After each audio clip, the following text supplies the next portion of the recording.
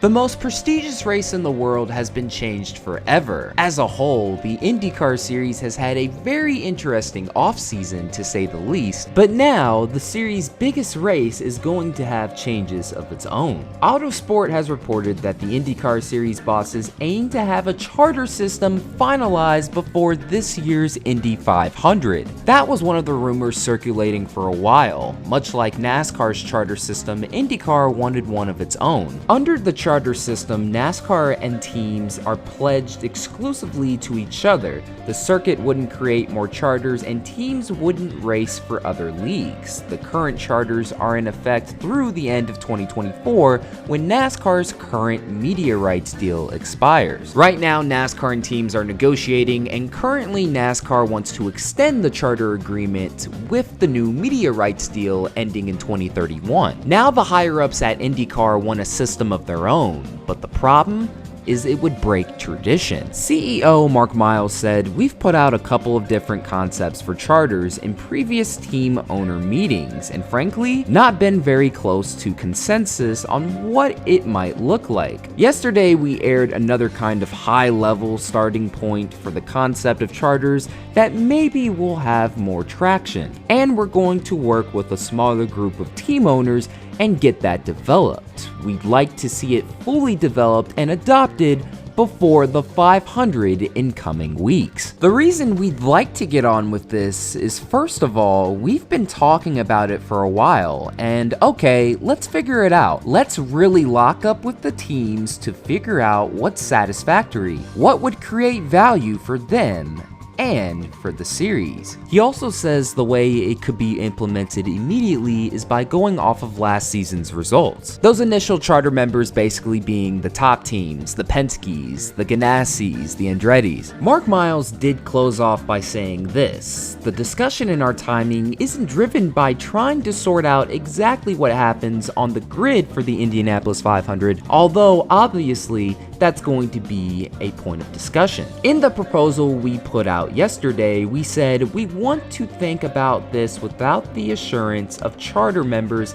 having automatic starting positions on the grid for the 500. That's what we aired, and of course, we immediately heard a lot of other team owners saying, "Whoa, that's really important." So it's a key discussion point for sure. And let's keep it real, while IndyCar has 20 plus races, the Indy 500 is of course the most important race on the schedule. If IndyCar is going to implement a charter system and have all the other races have guaranteed spots, why would the Indy 500 be limited?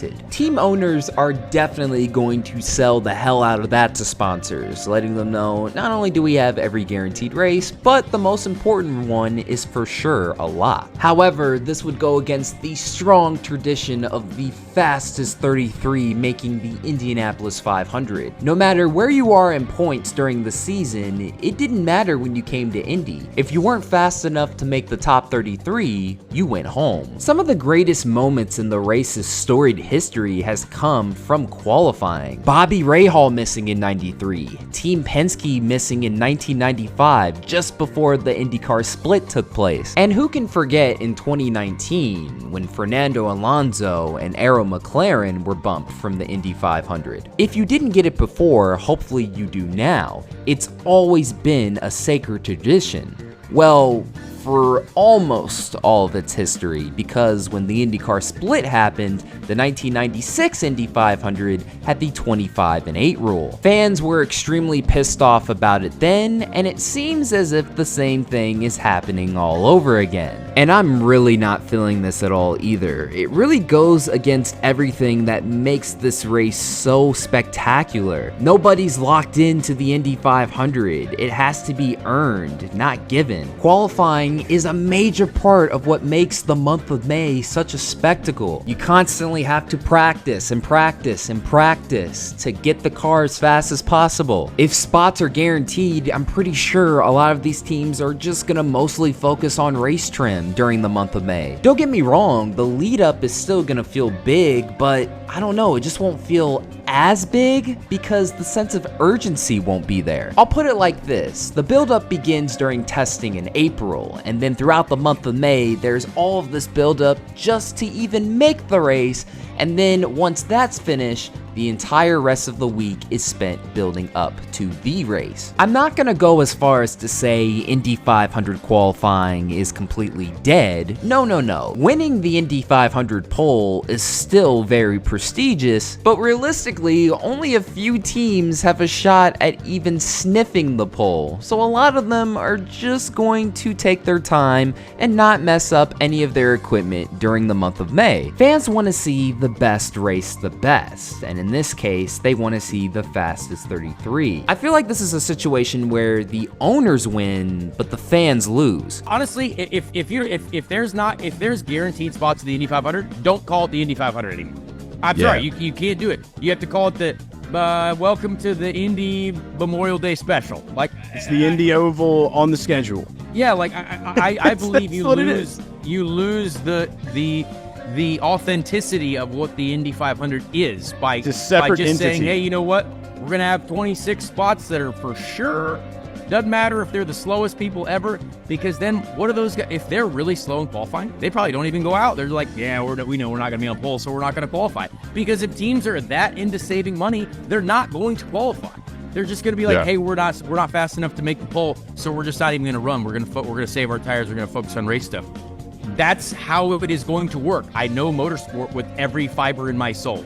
There's gonna be plenty of people high up in the IndyCar offices and IMS offices who I'm sure like, well, you know, if we want to keep our business strong, you know, we got to protect the people that invest a lot into the series. I'm like, well, look, all those owners, I mean, I respect them because we appreciate what they put into it. You can't just dumb down the greatest event in the world. I'm sorry. It just makes it less. It just makes it less cool. It puts pressure on 6 people. You know what I mean? And it doesn't put pressure on anyone.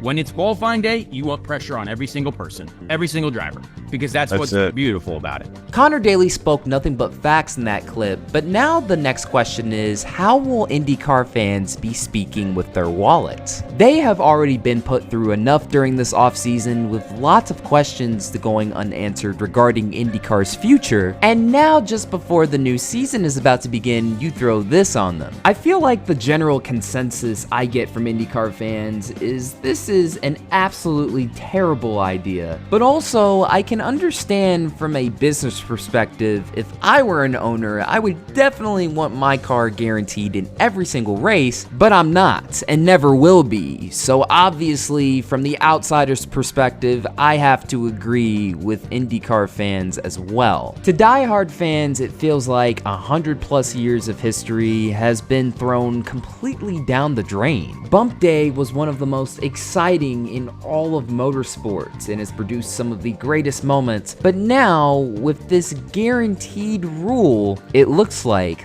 that'll be a thing of the past. Anyways, let me know in the comments how you feel about guaranteed spots in the Indy 500. Are you for them? Are you against them? Don't hold back and let me know it all in the comments below. And once again, that'll do it for another video. Thank you guys so much for watching. This is Black Flags Matter. Catch you next time.